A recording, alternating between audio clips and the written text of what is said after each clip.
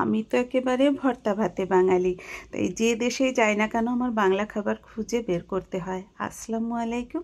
মালয়েশিয়াতে আমার প্রথম দিন শুরু হলো দুপুরবেলায়। বাবুদের রুম থেকে এত সুন্দর একটা ভিউ দেখা যায়, মার্শাল্লাহ। তো আমরা তো ভোরবেলায় এসেছি, এখন ঘুম থেকে উঠলাম প্রায় 2টা বাজে। ছেলেরা বলল তৈরি হয়ে নাও, একবারই বের হয়ে তোমাদের কোথাও খাইয়ে নিয়ে ঘুরতে যাই। তো আমি এই সুতির লং গাউনটাই আজকে বের করে নিয়েছি, যেটা কলকাতা থেকে নিয়েছিলাম, একদিনও পরা হয় নাই।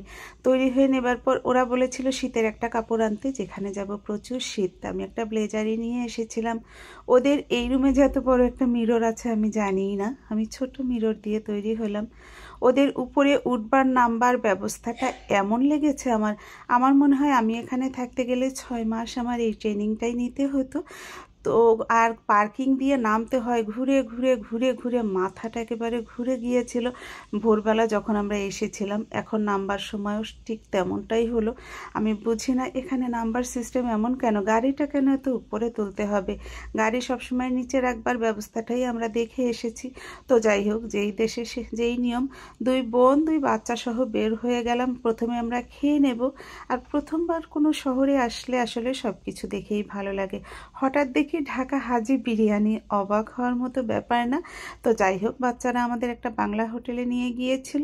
এখানে আলু ভর্তা, করলা ভাজি, ডাল, ইলিশ মাছ, রুই মাছ, ছোট মাছ এবং সব ধরনের পোলাও, মানে মোরগ পোলাও, বিরিয়ানি, তেহারি, ইভেন কালাভুনা সব পাওয়া যায়।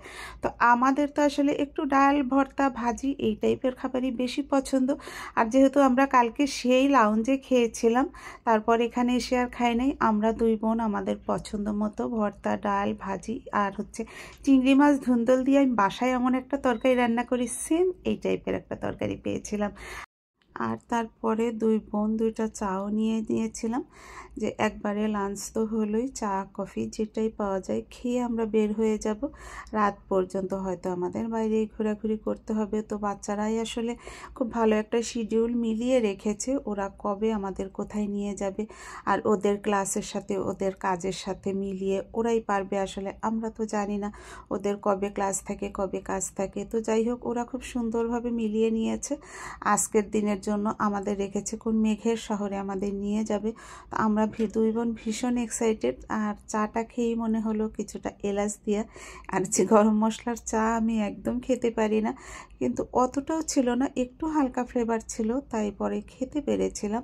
ইন্ডিয়ার কোনো জায়গায় গিয়ে আমি চা খেতে পারি না, দেখা যায় ওরা প্রচুর পরিমাণে এলাচ ব্যবহার করে, এটা আমার একদম পছন্দ না। তো যাই হোক, খেয়ে দিয়ে আমরা বের হয়ে গিয়েছিলাম। আজ ভিডিওটা ভালো লাগলে প্লিজ ছোট্ট করে একটু কমেন্ট করবেন আর রিয়্যাক্ট দিবেন। আল্লাহ হাফিজ।